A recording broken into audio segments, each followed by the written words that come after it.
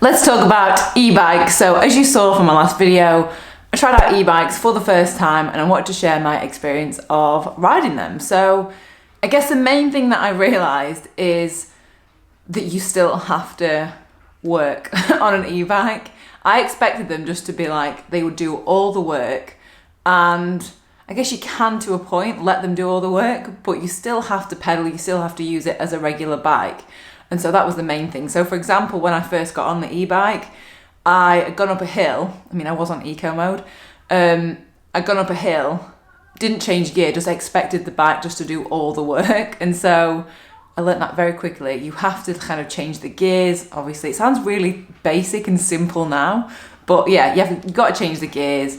And there are different modes as well, which I didn't realise when I first got on the bike. So there's eco mode, regular mode, and high mode.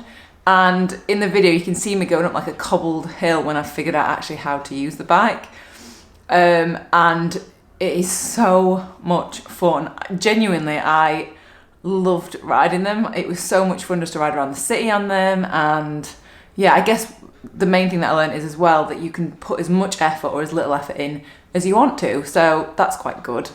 And the bikes that I tried, there were two different kinds. There's one that's like fully automatic, so you don't have to mess around changing gear or anything like that. It basically just does it all for you, depending on how much force you put on the pedal. So you can either have that one, or the other one that I tried was obviously the manual one, so you would change gear as and when you wanted. And to be honest, I preferred the automatic just because I didn't have to think about anything, and you can just go up hills and just go wherever you want and everything's taken care of. So I really like that.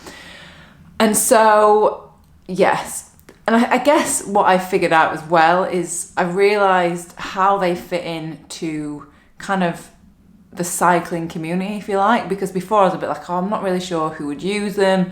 And then like seeing how people use them in Oslo, that was like, okay, this is how people use them. So I guess the four main groups of people that I think would use them are, so the first group would be people who are kind of trying to get into road cycling or aren't comfortable yet being completely kind of just left to their own kind of strength and just using their own legs to cycle. So I think that's a really, really good way of getting into cycling. So actually someone left me a comment on my Instagram saying that that's exactly what they'd done. They'd first got an e-bike to get them kind of confident, get them used to cycling, and then they had gone on to riding a road bike. So I guess that's bridging that gap there between kind of starting out and then being able to ride kind of independently. So that's the first group.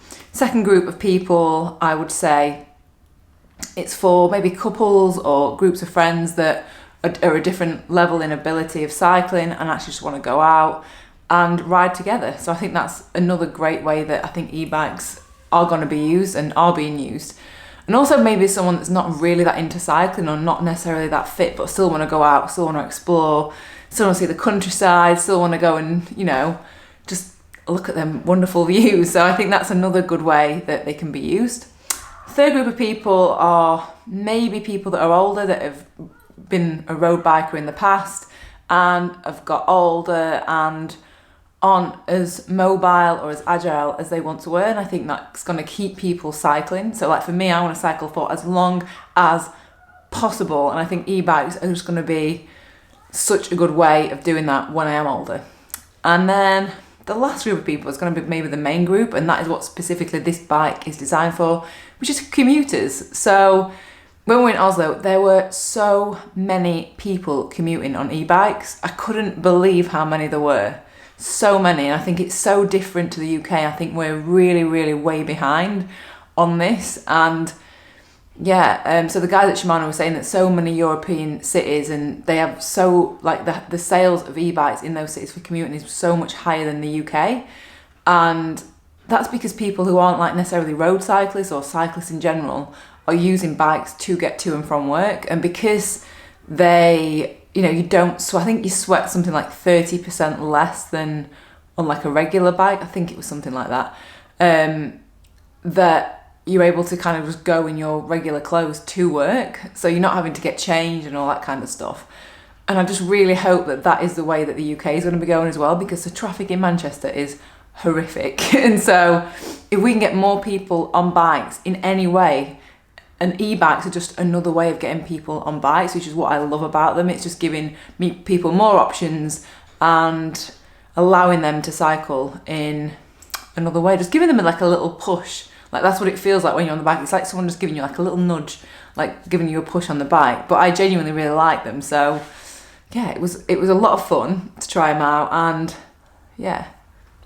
So thanks to Shimano for inviting me over to do that. So if you have an e-bike or you've ridden an e-bike, let me know your thoughts, your opinions on them, and how they kind of going to fit into the cycling community, because I just definitely think they're going to bridge that gap. And then hopefully we're just all going to be riding bikes. That would just be ideal.